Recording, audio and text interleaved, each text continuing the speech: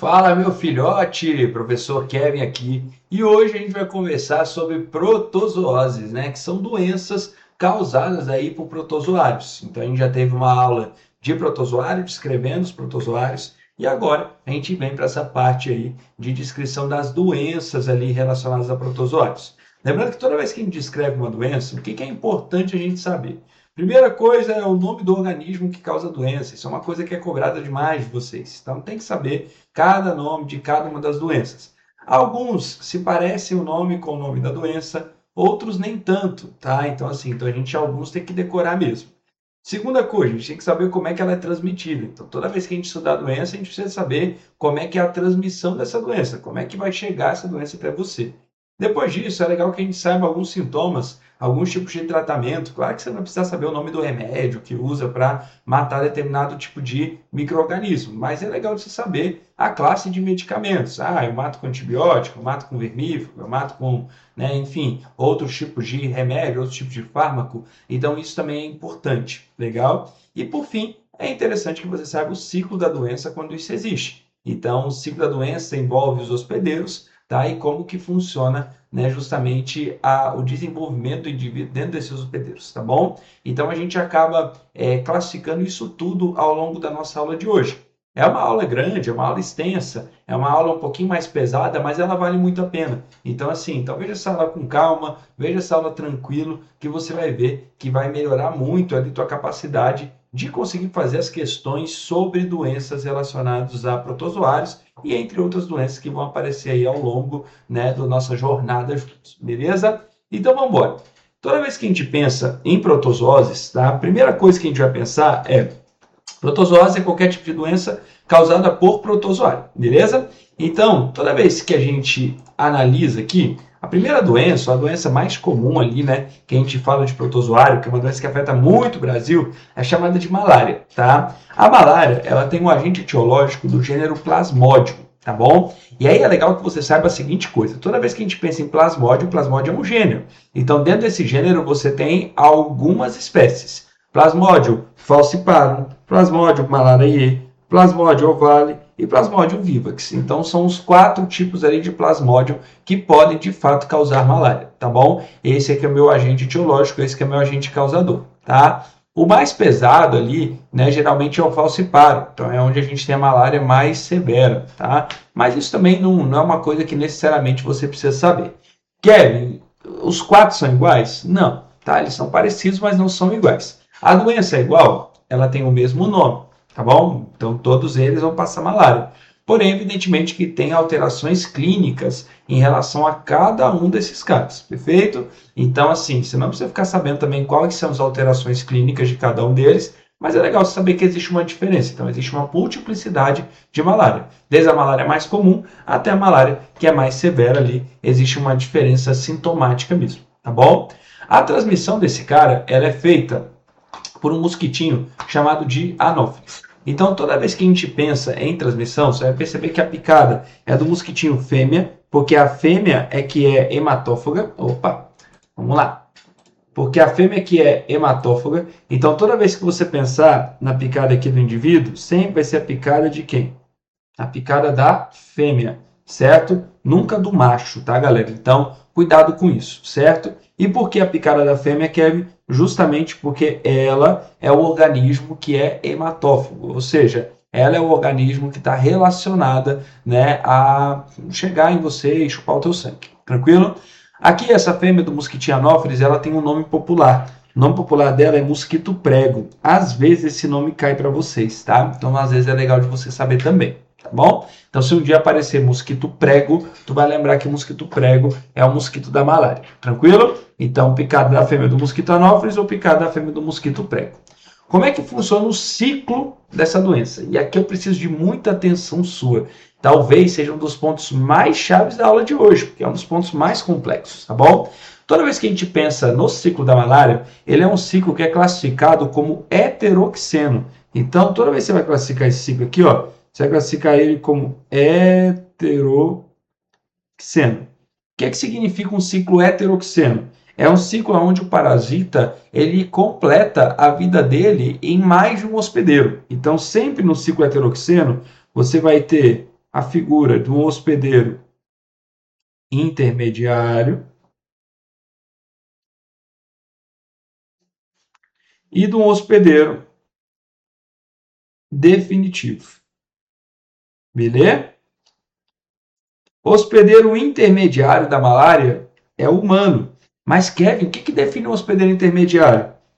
Onde o verme, o protozoário, ele vai ter a reprodução assexuada. E aonde ele tem a reprodução sexuada é no humano. Quando se fala de hospedeiro definitivo, é onde o cara vai ter a reprodução sexuada. E ele tem a reprodução sexuada justamente no mosquitinho. Beleza? Então, mosquito hospedeiro definitivo, humano hospedeiro intermediário. Eu preciso que você tenha muita atenção nesse dado. Por quê? A maioria das doenças que você vai aprender esse ano, tá? O humano, ele é o hospedeiro definitivo. Então, o humano, ele é o hospedeiro ali que vai ter reprodução sexuada, geralmente. Tranquilo? Mas no caso da malária não é assim que acontece. Então, é legal que você saiba isso e é legal que você saiba essa diferença, certo? Da malária para as outras doenças ali que provavelmente você já vai estudar, certo?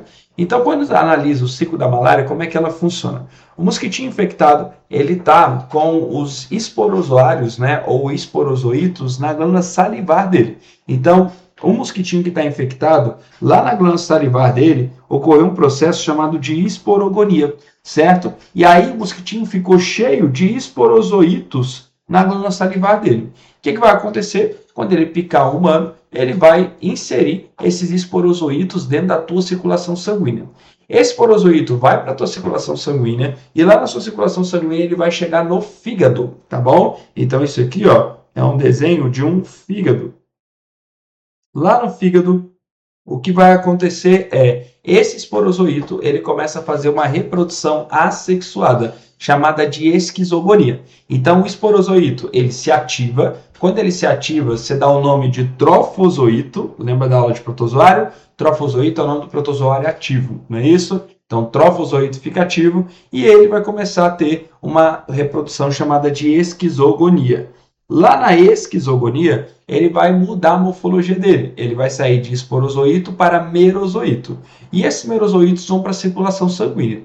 Quando os merozoítos atingem a circulação sanguínea, ele consegue infectar no interior das suas hemácias. Então, lá nas tuas hemácias, esse merozoíto começa a fazer o quê? Reprodução ali dele. Com isso, ele vai destruindo as suas hemácias. É exatamente nesse momento, onde eu começo a ter a destruição de hemácia, que você começa a ter febres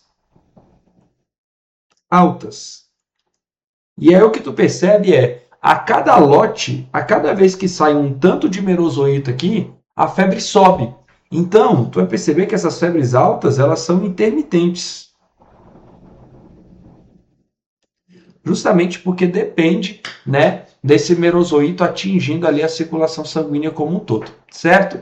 Então esses caras, eles vão infectando as hemácias, vão reproduzindo as hemácias, vão destruindo as hemácias, e aí infectam mais hemácias, e isso vai virando uma reação em cadeia dentro do teu corpo, certo? O que acontece? No meio desse processo todo, ele é capaz de produzir células que são gaméticas, que a gente chama de gametócitos ou gamontes.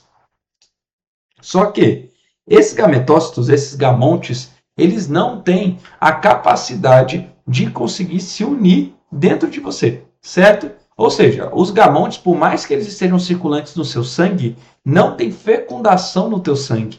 Logo, em você não ocorre a reprodução sexuada. Legal por isso que o humano, ele é um hospedeiro intermediário e não definitivo. Pegou a ideia? Então, pelo fato dos gametas não se encontrarem na tua corrente sanguínea, você acaba não sendo o hospedeiro definitivo. Mas os gametas eles estão rolando aí no teu sangue. Então, o mosquitinho sadio, quando ele vai lá e chupa o teu sangue, ele vai chupar o teu sangue junto com esses gametas. Esses gametas chegam no tubo digestório do mosquito e lá no tubo digestório do mosquito é onde ocorre a fecundação. Então, ó, metade de cima ocorre aqui dentro do mosquito. Então, esse aqui é o tubo digestório do mosquitinho e é ali onde ocorre a fecundação. Fecundação é reprodução. Eita. Fecundação é reprodução. Meu Deus. Espera aí, gente. Agora vai. Fecundação é a minha o quê? É a minha reprodução sexuada. Beleza? Então, reprodução sexuada aqui dentro do meu mosquitinho. Beleza? Essa reprodução sexuada vai gerar um zigoto. Esse zigoto faz esporogonia, chega na glândula salivar do mosquito e lá na glândula salivar do mosquito vai ocorrer todo o processo de novo. Beleza? Então, lembrar desse ciclo, tá? O que é que tu tem que sair daqui sabendo? Kevin, você falou um monte de nome, é difícil decorar. Como é que eu faço nessa minha vida? Gente, é simples, tá? O que você vai pensar, cara? Tem pontos específicos que você precisa saber, tá bom? Então, dentro desse ciclo todo, tem pontos chaves. Por exemplo, esporozoito é exatamente a forma como o protozoário entra no teu sangue. Então, você precisa saber disso, beleza? Então, anota aí. O esporozoito é a forma infectante, é a forma que o mosquitinho ele coloca na tua corrente sanguínea, beleza? Merozoito é a forma que infecta a hemácia. Então, significa que é a forma que te traz sintomas. Então, tem que saber também. Então, já anota aí. Merozoito é a forma que me traz o quê? Sintomas, beleza? Anota quem é o hospedeiro definitivo, mosquito, quem é o hospedeiro intermediário, humano, beleza? Então, esses pontos são os pontos mais cobrados dentro do ciclo. Então, é interessante que você anote tudo isso aí separado, tá? Bonitinho, para que você consiga ali, né, performar nas suas provas, para que você consiga performar nas suas questões, tá bom? Quando a gente analisa os sintomas da malária, os sintomas da malária aqui, eles são sintomas muito diversos, perfeito? Então a gente tem desde cefaleia, que é a dor de cabeça, dores musculares, tá? Hepatomegalia, que significa quando o fígado incha, né? Sistêmico, febre, principalmente febre intermitente, é bastante importante. O aparelho digestivo também, náusea, vômito, dor abdominal, diarreia, é bastante comum. Esplenomegalia, a esplenomegalia é quando o baço aumenta, tá? Então, ó, hepatomegalia quando o fígado aumenta, esplenomegalia quando o baço aumenta. Então, você tem ali o aumento também do baço. Você pode ter tosse bastante grande, pode ter sudorese, palidez, mas a principal é a febre alta e a febre intermitente, tá? Malária é uma doença muito severa, os sintomas eles são muito pesados. Então, de fato, pode levar o indivíduo a óbito, tá? Então, malária mata justamente porque esses sintomas, eles são sintomas bem severos, certo?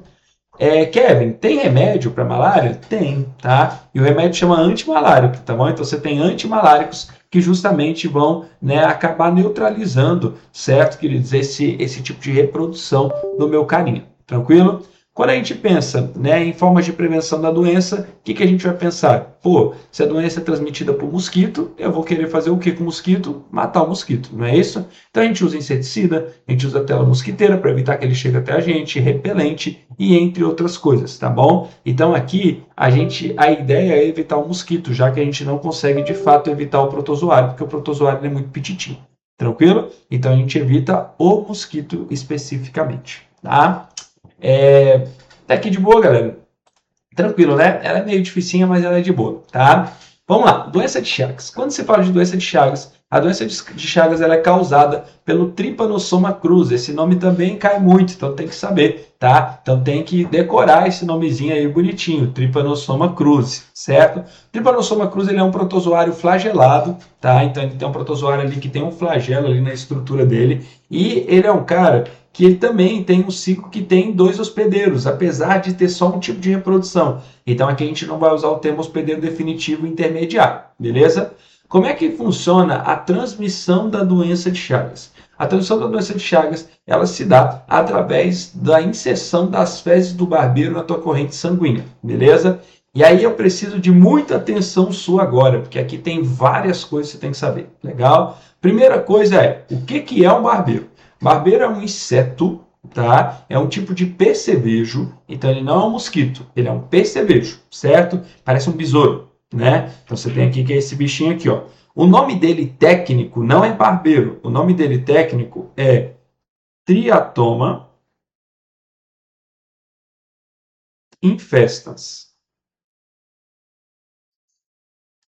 Esse aqui é o nome dele científico, tranquilo? Então, às vezes, é normal de você estar lendo ali uma questão sobre doença de Chagas e o cara fala assim, porque a doença de Chagas é transmitida pelo triatomínio. O que é o triatomínio? É o barbeiro, só que numa linguagem um pouquinho mais técnica, certo?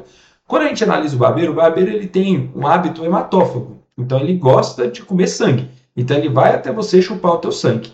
Porém, o Trypanosoma cruzi, o protozoário, não vive na glândula salivar do barbeiro. Então, no ato de chupar o teu sangue, o barbeiro não insere o protozoário dentro de você. O negócio é, o protozoário ele vive no intestino do barbeiro. E é o que acontece, quando o barbeiro ele vai lá se alimentar de você, ele também muitas vezes defeca na tua pele. E através dessas fezes do barbeiro, quer se falar urina, as fezes e o barbeiro da urina, eles saem juntos, né? Então pode ser qualquer um dos dois. Então, através das fezes dele, ele vai colocar as fezes na pele e quando ele for embora, você vai acabar coçando. Ao coçar, você vai distribuir essas fezes aqui na tua pele, perfeito?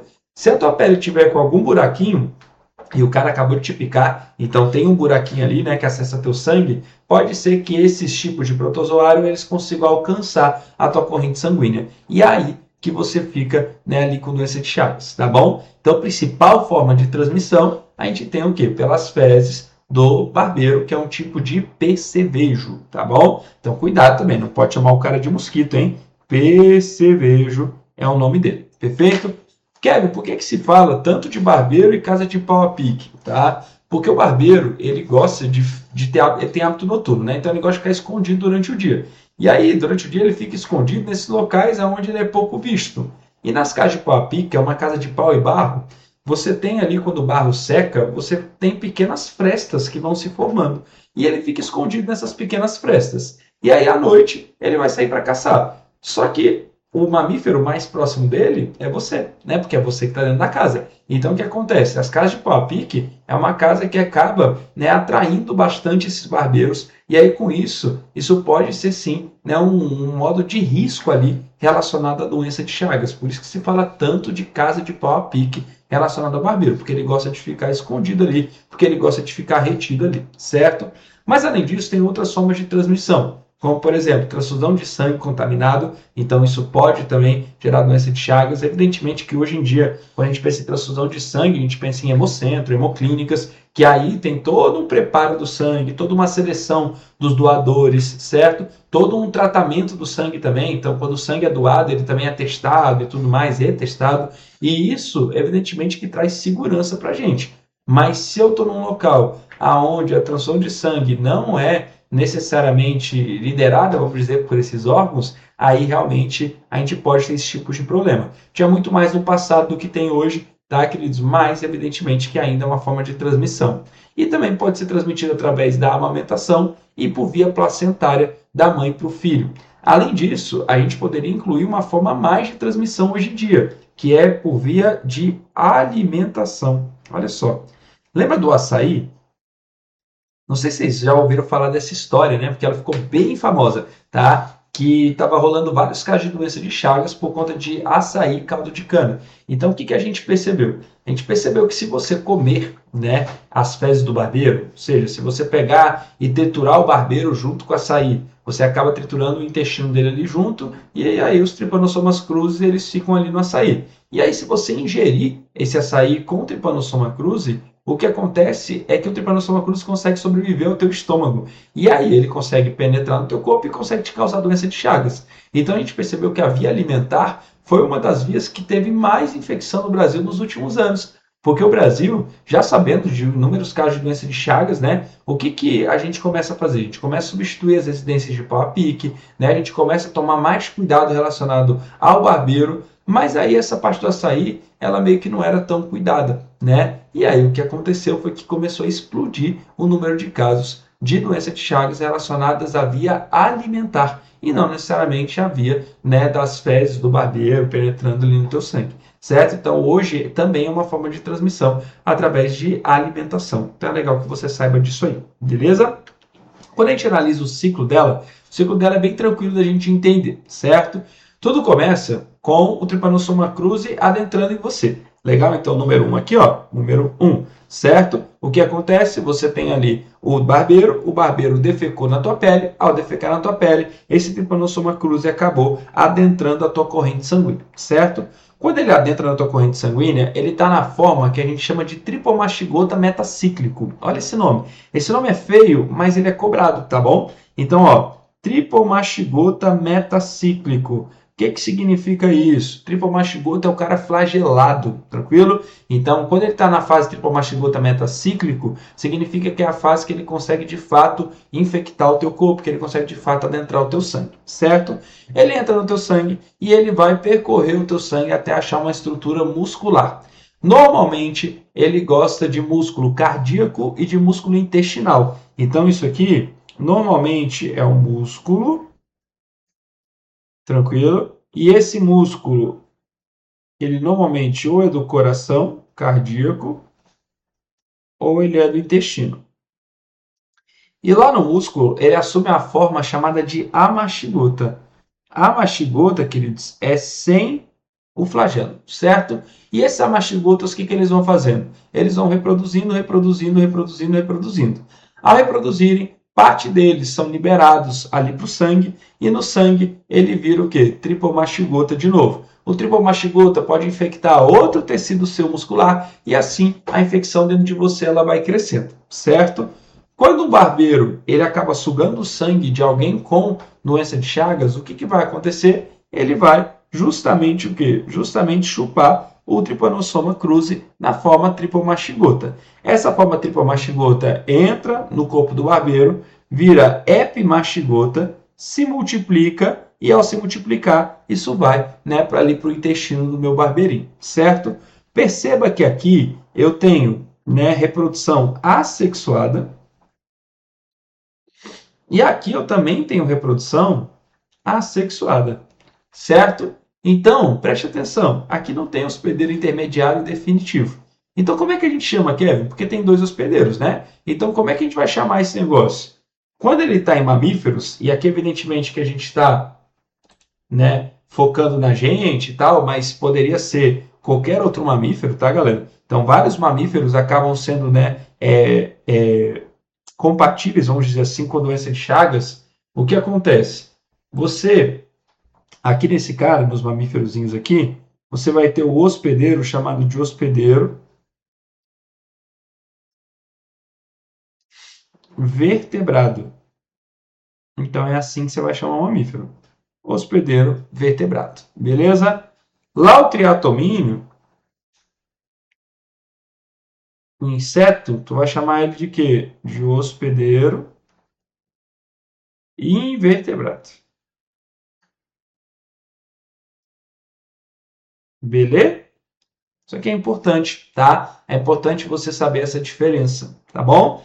E aí, como é que a doença de Chagas começa a crescer ou como que ela consegue crescer? Justamente porque, né, o Trypanosoma cruzi consegue viver em vários mamíferos. Ele tem diferentes tipos de sintomática, tá? Quer dizer, de agressividade também. Então, a pessoa pode morrer por doença de Chagas em um tempinho curto, assim como ela pode viver muitos anos com a doença, tá? Então, isso não é uma regra. Hoje em dia, evidentemente, se eu tenho pessoas que são tratadas, elas vivem muito mais, né? Então, hoje a gente tem tratamentos que fazem o quê? Que impedem essa reprodução, né, do indivíduo mastigota. Eu não consigo, muitas vezes, tirar o cara totalmente. Então, eu não consigo chegar numa cura, beleza? Mas eu consigo, por exemplo, impedir com que o indivíduo seja transmissor. Eu consigo impedir com que o verme, ele fique, o verme, ó, o protozoário, ele fique rodando aonde? Rodando no teu sangue. E isso já é um ganho pra caramba, porque a infecção, ela para de se proliferar no teu corpo e, além disso, você tem, né, uma diminuição ali de sintomática ali no teu organismo e de transmissibilidade. Então, isso aí também é bastante importante. Beleza? Os sintomas principais é febre e inchaço no lugar da picada, isso pode acontecer, mas além disso, você tem feridas na pele, você tem inchaço nos órgãos, e aí com isso, né, os problemas associados a esses órgãos. O mais famoso são as doenças cardíacas, como arritmia, parada cardiorrespiratória, infarto, tá? Tudo isso, certo, pode acontecer ali no coração do indivíduo. Só para você ter uma noção, a imagem A é uma imagem de um indivíduo com doença de Chagas, o coração dele. A imagem B é uma imagem de um coração normal, para você ver a comparação. O coração, muitas vezes, dobra de tamanho, então o coração fica muito maior. Então, evidentemente, que ele tem muito mais dificuldade de bombear o sangue dentro do cara, tá? Então, realmente, é uma doença que acaba afetando muito a parte cardíaca, a parte cardiovascular do indivíduo como um todo, beleza? As formas de você prevenir essa doença, evidentemente, que é evitar o inseto. Então, tá para as frestas ali de casas onde pode ter o percevejo, substituir as moradias, né, de barro, de casa de pau a pique, por moradias que sejam ali de alvenaria, né, de tijolo, concreto. Exigir garantia de sangue sadio em momentos de transfusão, isso é importante. Usar inseticidas, né, e além disso, saber a procedência ali do alimento que você está comendo hoje também é uma coisa importante, principalmente quando se fala de açaí e caldo de cana, que são os locais aonde a gente viu nessa transmissão de doença de Chagas aparecendo. Beleza? Quando se fala de amebíase, agora são as doenças mais simples da gente entender, tá? Então, malária e doença de Chagas são as duas mais cobradas e são as duas mais complexas no ponto de vista de ciclo, perfeito? Agora, quando se fala de amebíase, a ameba, que a gente chama de entamoeba histolítica, ela é uma estrutura de protozoário bem interessante. Ela pode ser encontrada na forma de trofozoito, que é essa forma que você está vendo bonitona ali, ou ela pode ser também encontrada na forma de cisto, que geralmente está relacionada à transmissão da ameba, tá? A ameba é uma doença que ela é gastrointestinal, tá bom? Então ela é uma doença que afeta o seu tubo digestório. Quando a gente analisa a transmissão dela está conectada com ao consumo, né, de água ou alimento que seja contaminado com cistos de ameba, certo? Então tem muito a ver com a ausência de saneamento básico, tem muito a ver com a ausência de tratamento de água e, claro, a ausência de higiene pessoal e a ausência de higienização dos alimentos também é uma coisa que pode acontecer, certo? O que rola? A ameba, ela adora ficar no intestino. Ela pode ficar em vários locais, tá bom? Então você tem a ameba em intestino, você tem a ameba que pode ficar na vesícula biliar, tem a ameba que pode chegar no fígado. Então você tem a ameba que pode, né, de fato, migrar ali no corpo como um todo. Mas o local que ela geralmente fica é o intestino grosso. É ali onde tem os maiores casos de amebíase. Lá no intestino grosso, ela começa a promover uma inflamação no tecido do intestino que começa a trazer uma contorção no intestino muito grande. Essa contorção traz muitas dores, então a ameba sempre vai estar relacionada com dores abdominais bastante fortes, beleza? Lá na ameba, você também pode ter a degradação ali da parede intestinal. E quando isso acontece, você vai ter sangue ali na porção do intestino. Então é normal do indivíduo defecar e quando ele defecar ter sangue nas fezes. Isso também é um traço de ameba bastante forte, bastante grande. Beleza? A transmissão ela acontece quando o indivíduo afetado, né, ao defecar, libera cisto nas fezes, e se essas fezes caírem no alimento de outro indivíduo, certo? Esse outro indivíduo ele pode ficar infectado. A gente chama isso de infecção oral fecal ou feco-oral. Então, tanto faz. Esses dois termos, eles são aceitos, tá? Então, coloca aí, ó, feco-oral. É a forma de transmissão. Sai das fezes do indivíduo infectado e entra na boca de um indivíduo normal. Pô, Kevin, mas assim, eu não como fezes dos outros. Eu sei, tá? Mas indiretamente isso pode ocorrer, beleza? Por isso que tem tanto a ver com higienização pessoal, beleza? Porque às vezes o cara que está infectado, o que ele faz? Ele vai no banheiro, não higieniza bem as mãos e acaba manipulando algum alimento que você vai se alimentar. Então isso é uma forma, tá, de você ter esse tipo de doença. Outra forma de ter, você tem ali, por exemplo, vegetais que são cultivados em determinada área agrária. Só que nessa área agrária, o cara lá, o dono da propriedade, ele não fez um aterro sanitário muito bom, né? Então, o aterro sanitário, não, desculpa, gente, ele não fez uma fossa muito boa. E aí, ao não fazer uma fossa muito boa, ele acabou pegando os dejetos de esgoto dele e colocando na área de plantação, certo? Ou infectando a água que ia ser utilizado ali para regar essa plantação. O que acontece? Esses cistos podem aparecer dentro do alimento se o alimento não for muito bem higienizado, então o alimento não foi muito bem lavado e tal, e foi entregue para você comer, você acaba pegando essa ameba. Tanto que o pessoal chama muito a amebíase de doença de restaurante, né? Porque muitas vezes alguns restaurantes acabam não tendo um cuidado muito grande ao higienizar os alimentos, principalmente os alimentos crus, né? As folhas e tal. E aí, evidentemente, que isso pode trazer esse tipo de doença. O pessoal fala muito de você utilizar biocloro, né, ou água sanitária diluída, tá bom? E é muito importante mesmo, porque isso é o que vai garantir que mate esses caras todos aí quando eles aparecem, beleza? Quando a gente pensa nos principais sintomas, você tem diarreia com sangue, as dores abdominais muito fortes, e a forma de você evitar, evidentemente, que é beber água tratada, água fervida, água colorada, né? Lavar as frutas e verduras muito bem e manter os bons hábitos de higiene também ajuda bastante ali nesses processos, tá bom? A leishmaniose também é uma doença bastante severa, causada pelo Leishmania brasiliensis, que é um tipo de tripomastigota, então ele também é flagelado, igual era lá a doença de Chagas, ou Trypanosoma cruzi, né? A leishmaniose, ela também tem transmissão por picada de inseto, tá bom? Aqui o inseto ele é um pouquinho diferente, a gente chama de flebótomo, perfeito? Então, o mosquito fêmea também do gênero flebótomo, o que ele faz? Ele vai lá e pica o indivíduo, e ao picar o indivíduo, ele passa esse protozoário para dentro do indivíduo, certo? O nome popular do mosquito flebótomo é mosquito palha, beleza? Então, cuidado para não confundir com mosquito prego, tá? Então, mosquito prego, malária, mosquito palha, leishmaniose. É diferente, tá bom? Então, cuidado com isso aí, certo? Quando a gente pega os sintomas ali do cara, o principal sintoma da leishmaniose tem dois tipos, leishmaniose visceral e leishmaniose tegumentar, tá? A leishmaniose tegumentar, ela afeta a pele, ela afeta o tegumento, certo? E aí eu começo a ter como principal sintoma essas feridas na pele que são super extensas, principalmente nas mucosas. Então, ferida aqui na região do lábio, na região do nariz, na região da boca, certo? São as feridas mais comuns de acontecerem. Essas feridas, elas podem trazer infecção, e essas infecções podem trazer casos severos ali, né, na sintomática do indivíduo. Então, de fato, a leishmaniose ela pode matar, tá? A leishmaniose, além de atingir o tegumento, pode ser que ela atinge os órgãos viscerais. E aí a leishmaniose ela fica mais séria ainda. Aí a gente chama ela de leishmaniose visceral, porque ela começa a destruir os órgãos viscerais. E aí você começa a ter falência hepática, falência renal, e aí, evidentemente, que o indivíduo ele começa a ter um quadro clínico muito complexo e muitas vezes chega a óbito, certo?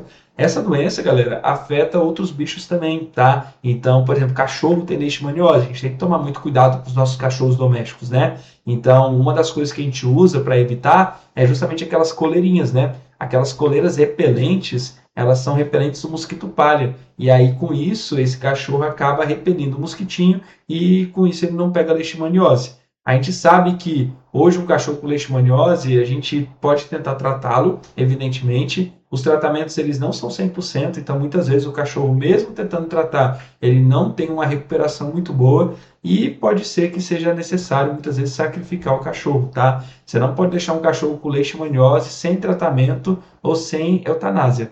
Então, uma coisa ou é outra, tá bom? Então, a gente precisa cuidar muito bem para prevenir, né? Então, prevenir, nesse caso, é muito melhor do que remediar depois, porque muitas vezes pode ser que o seu cachorro não consiga, de fato, sobreviver. O tratamento geralmente é bem caro também, tá, galera? E aí, a depender da idade do cachorro, acaba ficando muito difícil, né? Às vezes o próprio cachorro não vai, né, ter muita chance de aguentar aquele tratamento muito bem. Então acaba que o custo veterinário às vezes é super alto e aí alguns tutores, né, optam por eutanasiar os cachorros mesmo para diminuir o sofrimento, né? Ou às vezes por falta de recurso financeiro mesmo para conseguir fazer o tratamento no bicho, né? E como é obrigatório, tem que fazer o tratamento do bicho, isso começa a ficar bastante complexo.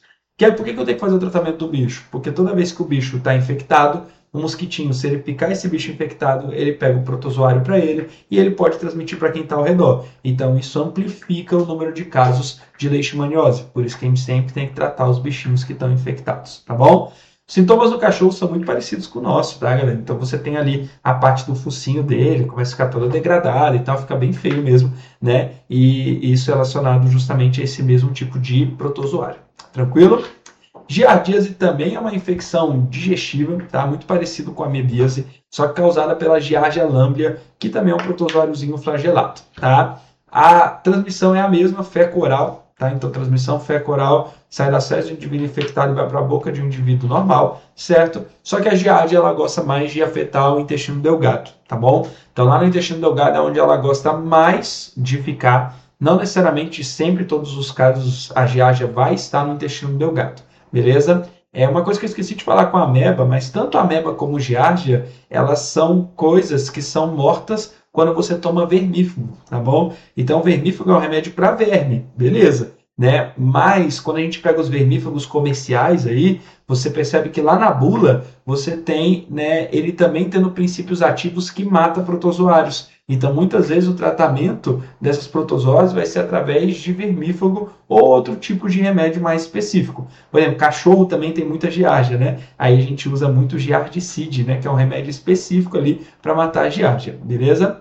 Esse intestino delgado, né, quando ele fica inflamado, é normal que as fezes ela comece a ficar também numa consistência mais pastosa e com muco ao redor dela. Então as fezes ficam pastosinhas, assim com muco fica bem feião, certo? Essas fezes do indivíduo. O sintoma é uma diarreia, né, bastante grande, a diarreia que é muito grande, tá bom? Fazendo com que o indivíduo fique desidratado e muitas vezes pode chegar até a morte se não for tratado. Então tem que tomar muito cuidado em relação a isso aqui, certo?